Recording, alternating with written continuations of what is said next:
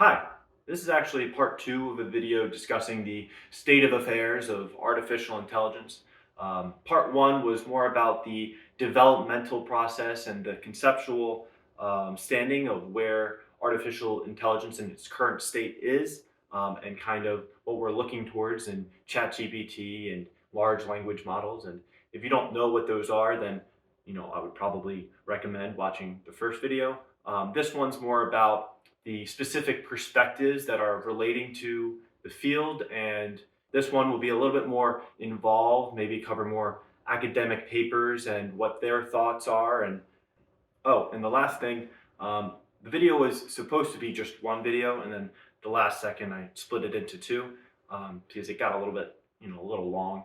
Um, so for part one, the last thing we were talking about is just an explanation that ChatGPT is more of an assistive tool rather than one that can replace any full-fledged tasks or jobs.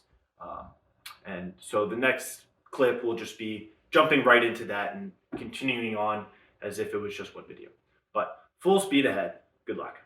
And then there's a couple interesting points that I think stem from this ease of assistance case for ChatGPT.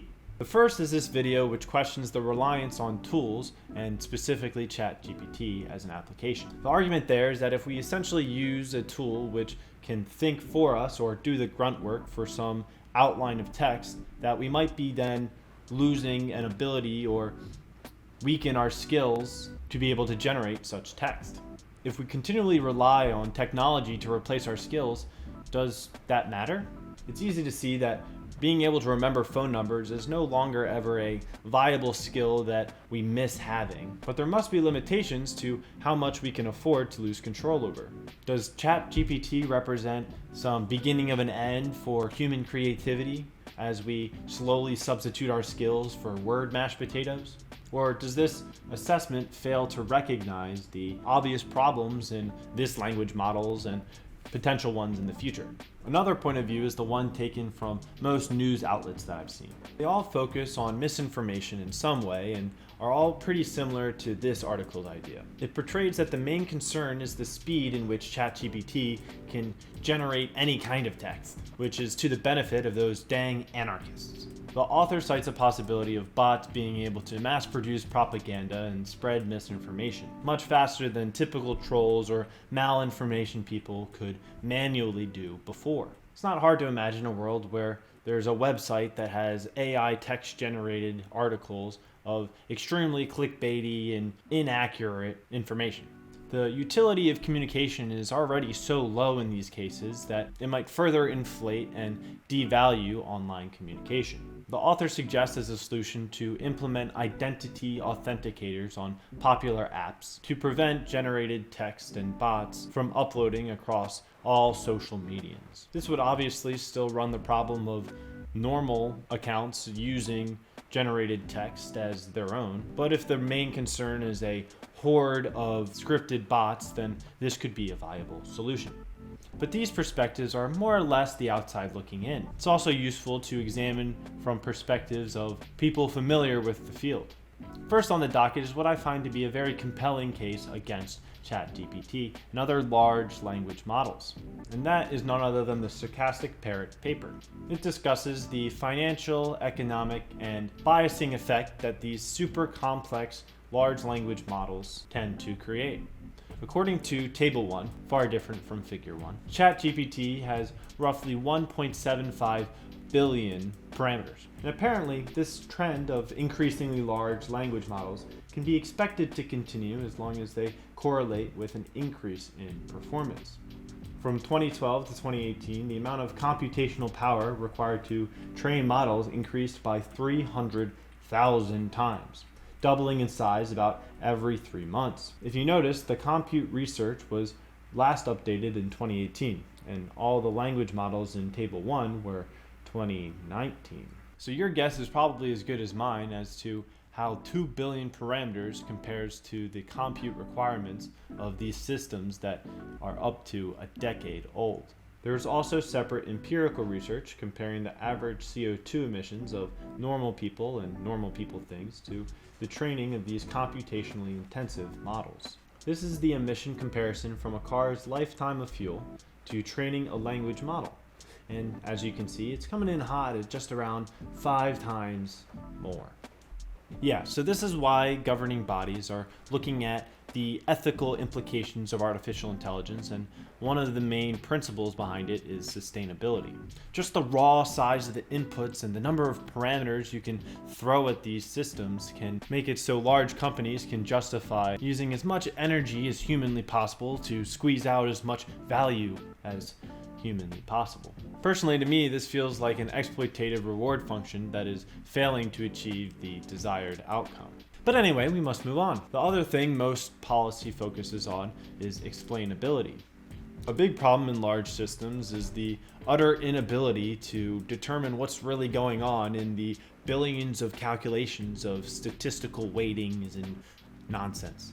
There really is no precedent for having well-documented data that you would throw into these large systems. And as such, understanding the behavior of these underlying patterns that we talked about aeons ago is kind of hard to do, and you'll see a lot of unpredictable characteristics. These giant models focus so much on just absorbing all of the fat, juicy text that they can, and they don't really focus on filtering or labeling it. On encoding bias, the Parrot paper writes, quote, "Models like GPT-3 trained with at least 570 gigabytes of data, derived mostly from Common Crawl 16, can generate sentences with high toxicity scores, even when prompted with non-toxic sentences." This to me indicates that the underlying GPT-3 infrastructure has some kind of bias within it, but the responses have been regulated on a more surface level when tuning for ChatGPT. There have been some accounts circulating that can fairly easily bypass these filters and get to the bias underneath. But this is just a piece of the problem with how globs of text are just thrown at these systems to get fat and full and juiced up. The proposal then is to carefully document all of the things that we input into these systems. The paper continues that undocumented training data perpetuates harm without recourse. Without documentation, one cannot try to understand training data characteristics in order to mitigate some of these attested issues or even unknown ones. This notion of accountability is pretty common from what I've seen. Another paper suggests that principles behind policies are not enough to really stop irresponsible behavior in these large corporations. Upholding principles is kind of like trying to make guidelines act as laws. They are just too arbitrarily defined to properly enforce. Having principles rather than testable benchmarks is not really a great way to regulate something, since proper judgment can be very loosely applied. IEEE is the leader for all things computer design and documentation and whatnot. Their conduct just looks ridiculous. When designing your artificial intelligence, be sure to hold ethical values such as a capacity to care. Before you clock into your 8 to 6 engineering job, make sure that you're keeping in the back of your mind that when you're tweaking these little values of sigma to test the reinforcement learning, that you're keeping the common folk in mind as well. The language for traditional mediums for contemplating ethics fails to address the critical need to verify that standards are actually being upheld. The paper tries to recommend actionable quantifiers and tests to be able to increase such accountability. A few I liked were the notion of bug bounties that would incentivize third parties to look for and report bugs and bias within datasets for some reward. This could create a more active community for repairing and improving static systems. There was also an idea to provide compute support for academia, which was also mentioned in the Parrot paper as well. Basically to provide cloud computing capabilities globally so that there wasn't as much opportunity cost associated with research and development. Currently, as it stands, only huge bank accounts can afford to experiment, and they can hide their practices and not report on their expenses or energy footprints, and can collect as much data as they please, which doesn't feel very accountable. Hopefully this was an interesting discussion of artificial intelligence.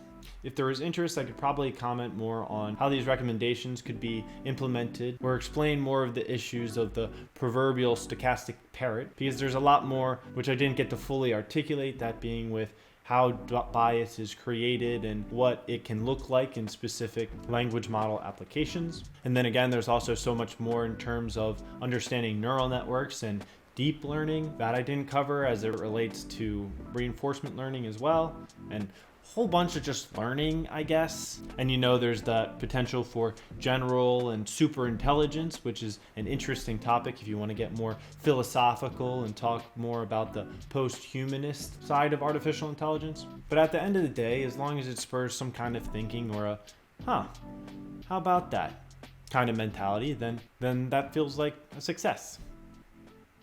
Okay, thanks. Bye.